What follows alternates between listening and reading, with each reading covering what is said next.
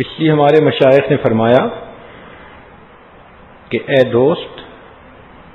جتنا تو نے دنیا میں رہنا ہے اتنا دنیا کے لیے محنت کر لے، اور جتنا آخرت میں رہنا ہے اتنا آخرت کے لیے محنت کر لے۔ دنیا کی زندگی تو 150 سال،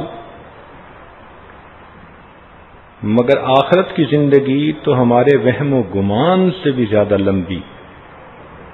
سمجھنے کی خاطر علماء نے ایک مثال لکھی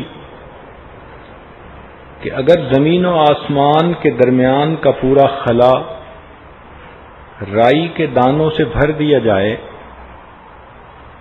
اور ایک پرندہ ایک دانہ 1000 سال کے بعد کھائے، پھر 1000 سال کے بعد دوسرا دانہ کھائے، ایک ایسا وقت آئے گا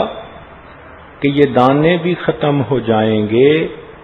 آخرت کی زندگی کبھی بھی ختم نہیں ہوگی۔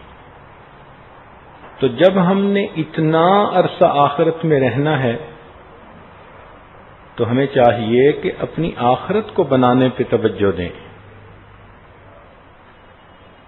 جب کہ معاملہ ایسا ہے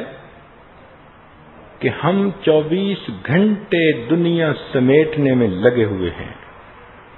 ہماری زندگی کو دیکھ کر یوں محسوس ہوتا ہے کہ یہ وہ شخص ہے جس نے گویا مرنا ہی نہیں، کیونکہ ہماری ساری امیدیں، ساری آرزوئیں، ساری تمنائیں فقط اسی دنیا کے بارے میں ہوتی ہیں۔ اگر کوئی موت کا تذکرہ بھی کرے تو ہمیں لفظ بھی اچھا نہیں لگتا۔ عورتیں بالخصوص سامنے کہہ دیتی ہیں کہ جی اس کے علاوہ اور کوئی ٹاپک نہیں ہے،